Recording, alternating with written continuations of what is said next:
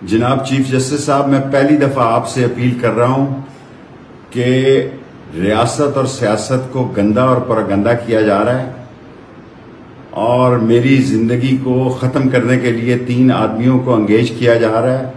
मैं मौत और हयात की इस कश्मकश में आपको बताना चाहता हूं कि मैं अल कादरा ट्रस्ट के एजेंडे के वक्त मौजूद नहीं था और मेरी शहजाद अकबर से कभी नहीं बनी। उसके किसी एजेंडे में मैं नहीं बैठा। अगर बैठा होता तो मैं जरूर नैब में कल शहादत देता, लेकिन झूठी गवाही देने से मैं मौत को तरजीह दूंगा।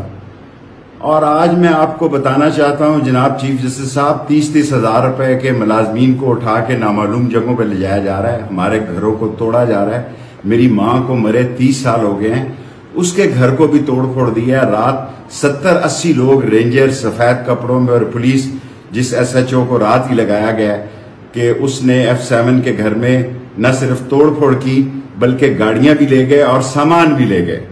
अब बताएं, इस मुल्क में अगर आइन और कानून की हुकूमत नहीं होगी तो फिर पाकिस्तान में एक आम शहरी किस तरह जिंदगी गुजारेगा। मैं 16 दफा वजीर रहा हूं चीफ जस्टिस साहब, और खाना काबा की छत पर मैं नमाज पढ़ने वाले 6 मुसलमानों में शामिल हूं। मैं आपको ये बताना चाहता हूं कि धरती पर जुल्म हो रहा है, ज्यादती हो रही है, आप इसका नोटिस लें।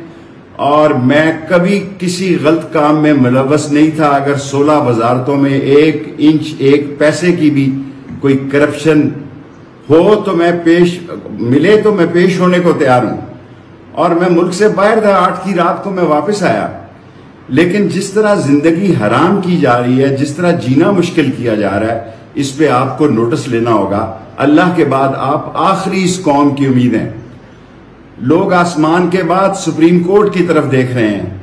अगर आपने भी आईनी और कानूनी फैसले न किए तो ये मुल्क कहत साली, महंगाई, बेरोजगारी, इक्तसादी तबाही में आम आदमी खुदकुशी करेगा, खाना जंगी होगी और उस मुल्क की तबाही और बर्बादी होगी। इसलिए आपकी जिम्मेदारी है कि आप इसका नोटिस लें।